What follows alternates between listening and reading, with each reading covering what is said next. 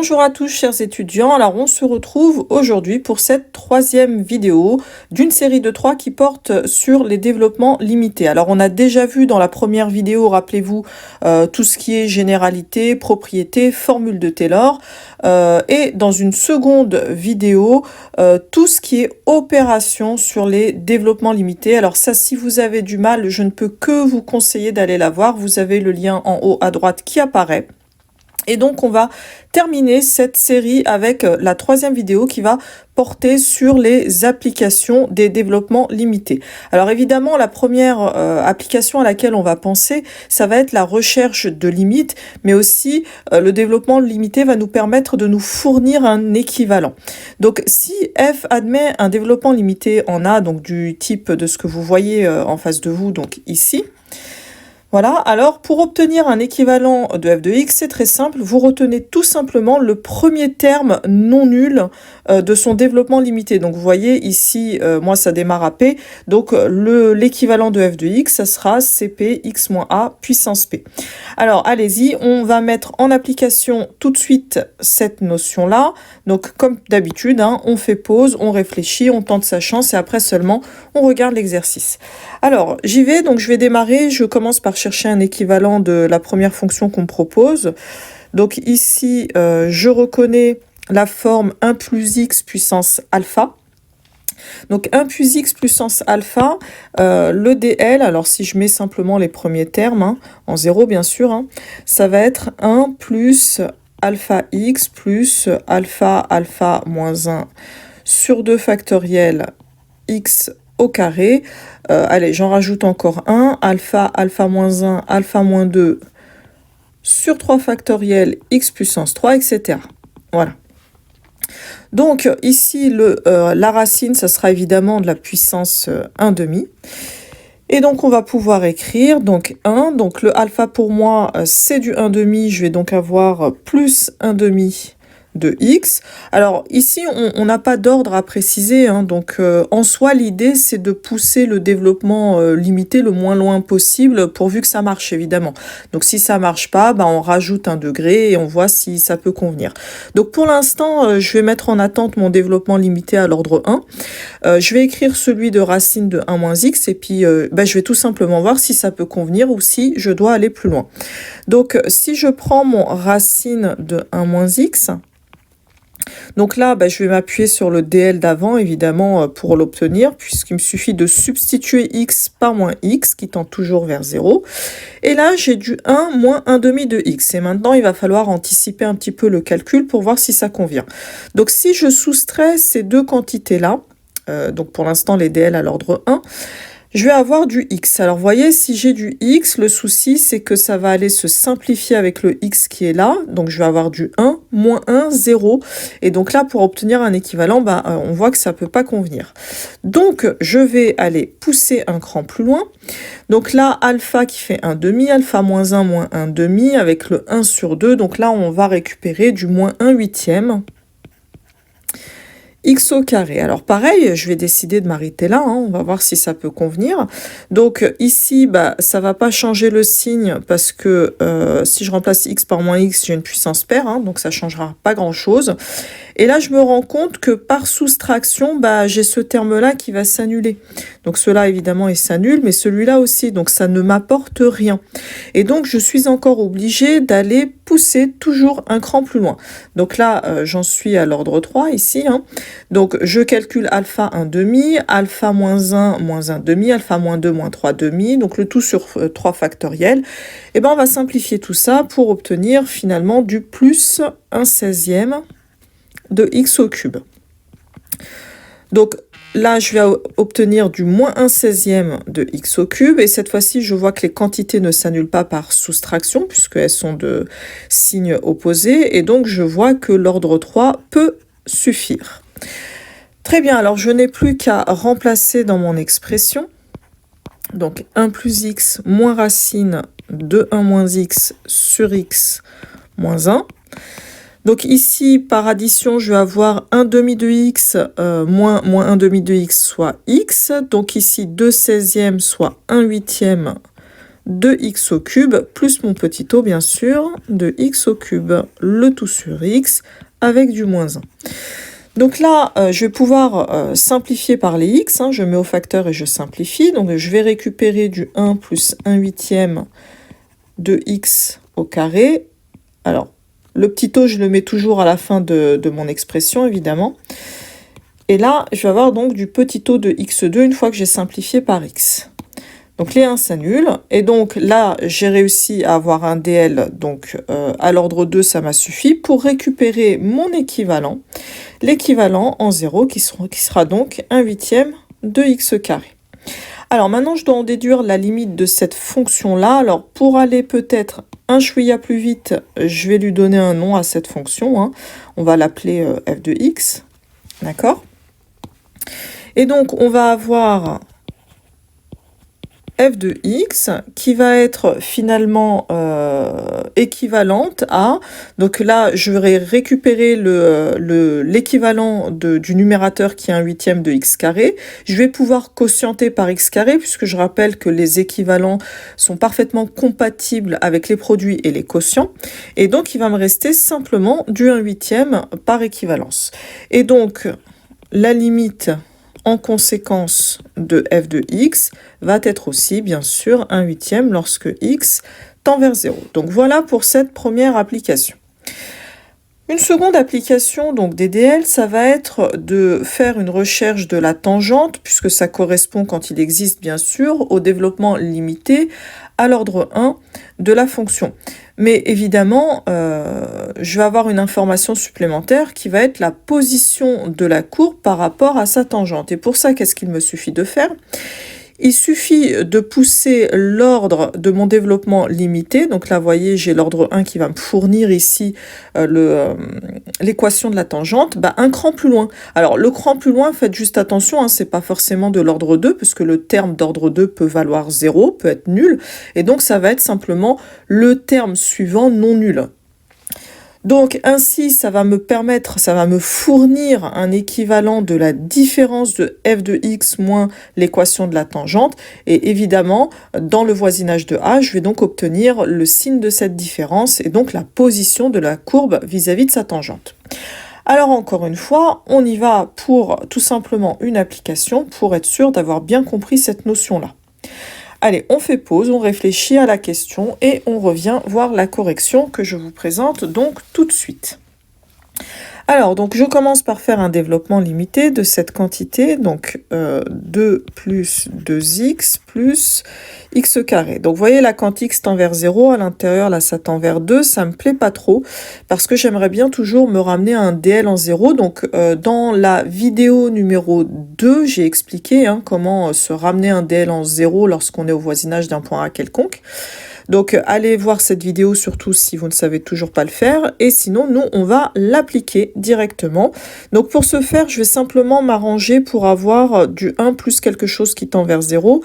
Il me suffit de mettre mon 2 en facteur dans ma parenthèse. Vous voyez là, je vois apparaître la forme 1 plus une quantité qui va tendre vers 0.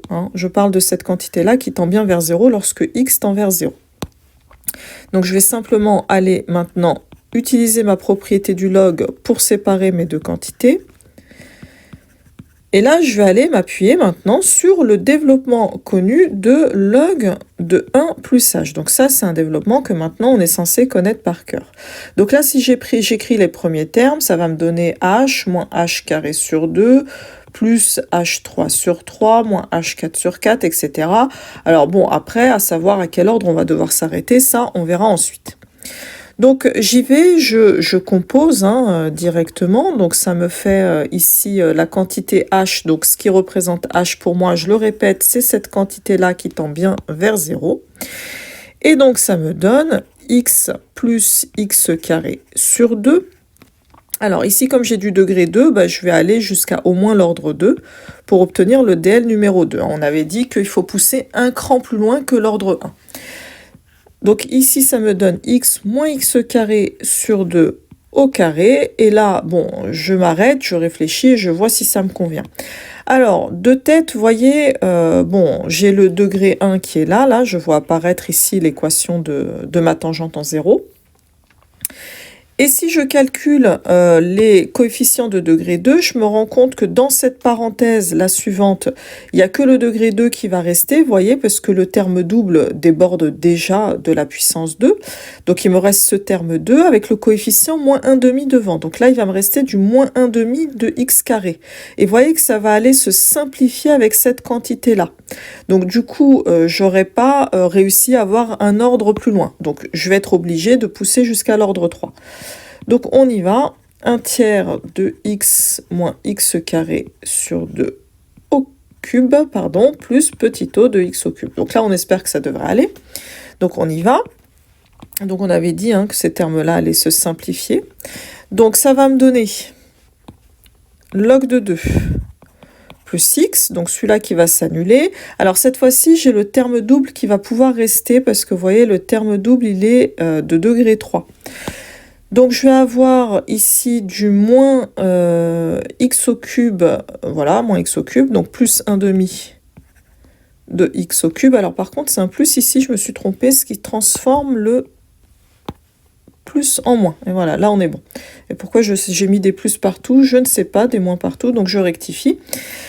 Alors, donc là, j'ai du moins 1,5 de x au cube. Ici, j'ai juste un terme qui va rester. On avait déjà expliqué pourquoi. Vraiment, allez voir la seconde vidéo si vous ne voyez pas pourquoi on ne conserve que ce terme-là une fois qu'on développe. C'est le seul qui va ne pas dépasser l'ordre 3. Et donc, j'ai du plus 1 tiers de x au cube plus petit o de x au cube. Bien. Bon, bah, il ne me reste plus qu'à simplifier cette écriture. Pour obtenir, donc moins 3 plus 2, moins 1 sixième de x au cube, plus petit o de x3. Ce qui me donne f de x, moins, alors ici, l'ordre 1 qui me donne l'équation de ma tangente, qui va être donc équivalent en 0 à moins 1 sixième de x au cube. Alors, bon, quel est le signe de moins 1 sixième de x au cube en 0 ? Je vais dire, ça dépend. Ça dépend si je suis à droite de 0 ou à gauche de 0. Donc, ce qui va se passer, c'est que si je me place à droite du 0, vous voyez, je vais avoir cette quantité-là qui va être positive et cette quantité-là qui, pour le coup, sera négative. Et donc, la courbe va être en dessous de sa tangente. En 0, bien sûr. Maintenant, si je me place en 0-, ce qui va se passer maintenant, c'est que je vais avoir cette quantité-là qui est négative et donc ce produit-là qui va être négatif. Fois du négatif, ça nous donne au contraire du positif. Donc je répète, là j'ai du négatif fois du négatif qui me donne donc du positif. Et donc je vais avoir la courbe qui va être au-dessus de sa tangente. Donc on a un point d'inflexion, il y a la courbe qui va tout simplement aller traverser sa tangente en 0. Voilà pour ce qui est de cette application-là, et donc je passe à une dernière application du développement limité qu'on va voir ensemble. Ça va être la recherche d'asymptotes dans un premier temps, et aussi l'étude de sa position par rapport, de la courbe par rapport à son asymptote. Alors, lorsqu'on parle d'asymptote oblique, au voisinage donc de l'infini, rappelez-vous, cette recherche d'asymptote ne se fait que lorsque j'ai la limite de f en l'infini qui vaut un infini. Voilà. Donc, sous cette condition, on peut se poser la question, y a-t-il ou non une asymptote oblique ? Dans ces cas-là, la méthode classique, rappelez-vous, ça va être d'aller étudier la limite de f de x sur x. Donc, admettons que ça tend vers une valeur finie non nulle a, donc là on est au voisinage de l'infini. À ce moment-là, je vais aller chercher la limite de f de x moins ax, qui, admettons, vaut b.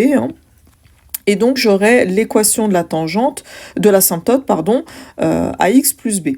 Oui, mais ça ne me donne pas non plus la position. Donc, ici, on va passer par le dl, justement, qui va nous fournir non seulement l'équation de l'asymptote, mais aussi sa position par rapport à la courbe.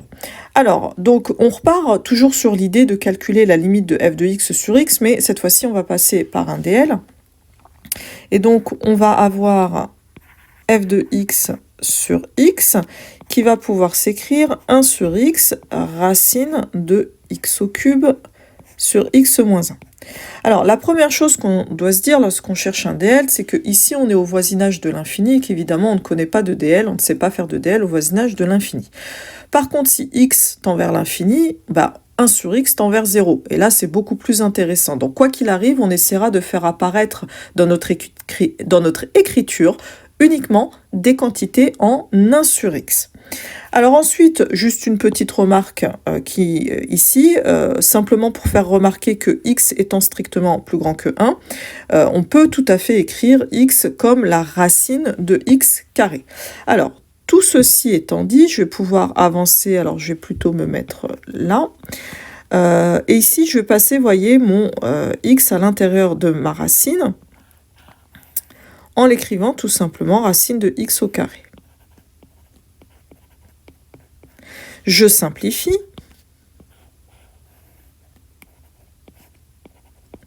Et dernière étape, je vais aller justement faire passer mon x au dénominateur à cet endroit-là. Donc c'est juste un jeu d'écriture, hein, ça ne change pas la valeur.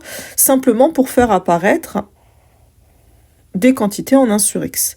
Donc là, je vais avoir du 1 sur... Alors là, ça va me donner donc du 1 moins 1 sur x.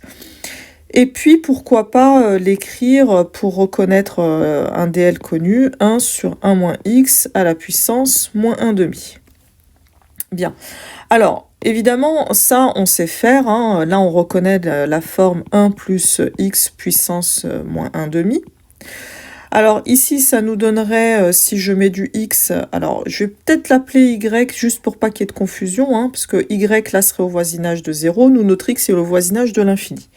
Donc ça nous donnerait quoi? Ça nous donnerait du 1 plus 1 demi de y, plus, alors ça nous ferait ici 3/8 de y au carré, plus petit o de y au carré. Alors maintenant, pour avoir le développement limité, je n'ai qu'à remplacer le y qui est là par cette quantité-là, qui tend bien aussi vers 0. Et donc, je vais aller récupérer, donc je vais me mettre là, on va dire, hop, j'ai plus de place. Je vais aller récupérer le dl, donc de f de x sur x, qui va donc s'écrire 1 moins 1 sur 2x d'après ce que j'ai au-dessus, plus 3 sur 8x carré, plus petit o de 1 sur x carré. Alors maintenant, pour avoir le dl de f de x, je vais passer mon x de l'autre côté, ça me fait x moins 1 demi, plus 3 sur 8x, plus petit o de 1 sur x. Alors vous notez ici que j'ai un premier terme donc, qui est affine de la forme ax plus b, et là un second terme qui tend vers 0. Voilà. Et donc, ça va me permettre d'obtenir, rappelez-vous, un équivalent en faisant passer l'équation de x moins 1 demi à gauche. Donc, un équivalent de f de x moins donc l'équation de l'asymptote, qui sera donc 3 sur 8x. Alors, au voisinage de l'infini, il n'y a pas de doute, cette quantité-là, elle est bien positive. On va donc avoir f qui va admettre pour asymptote oblique la droite d'équation x plus 1 demi, et j'ai en plus, grâce à cette équivalence, sa position qui me dit que la courbe de f, bien sûr, est située au-dessus de cette asymptote-là. Voilà, alors ceci conclut cette série-là. Si vous avez aimé, si ça vous a été utile, surtout, n'hésitez pas à liker, vous abonner, laisser un petit commentaire, et moi je vous dis à très bientôt dans une prochaine vidéo.